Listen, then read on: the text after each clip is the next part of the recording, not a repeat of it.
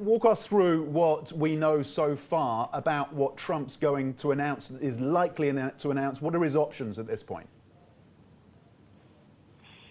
Yeah, Tom, Donald Trump's going to have a press conference at some point tomorrow. The White House hasn't announced the time yet, but I'm expecting it sometime during the U.S. day when, obviously, when markets are closed in Asia, but possibly when people in Asia are asleep.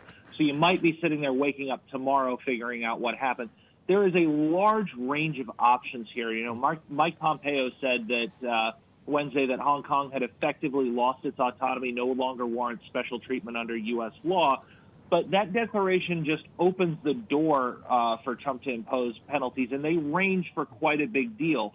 They range from like modest sanctions to try and curb China, all the way to revoking Hong Kong's special trading status with the U.S. Now, that's sort of the nuclear option there, because Hong Kong, as you know, but maybe viewers might not fully appreciate, Hong Kong has this really special carve-out from the rest of China and the U.S. rule. It's very well. It's considered basically completely separate. And so things that affect China don't affect Hong Kong. Things that affect Hong Kong don't affect China. And if you change that in any material way, then a lot of the things that Hong Kong does that are built on that special status no longer operate the way that they had. And so a lot of Hong Kong is kind of constructed to take advantage of carve-outs that people have like that. If those carve-outs go away in the international order, and obviously the U.S. is sort of the largest factor in this, if those carve-outs go away, then the point of Hong Kong is really different. Derek, this is David. I like how you used the term or nuclear option when it came to this, because in a lot of ways, the fallout, I guess, you know, in trying to help Hong Kong, you eventually also hurt Hong Kong by taking that away. Now, the broader trade conversation, really, you know, the phase one trade deal, we heard out of the NPC, in fact, I think it was just last week, that China's committed to keeping its commitments there. But now that we're here, does that put all of that at risk? And can we even talk about phase two? You know, David, I think that we've seen comments from the U.S. that they're not interested in changing on the phase one. They're still hopeful that that goes ahead.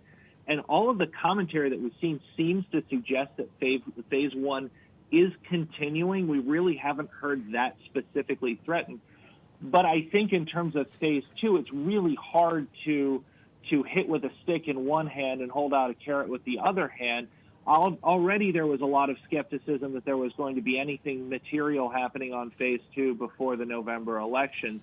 I think that this only increases that skepticism. It would take a lot of change to see any meaningful action on a phase two from here, but it's not necessarily blowing up that pause.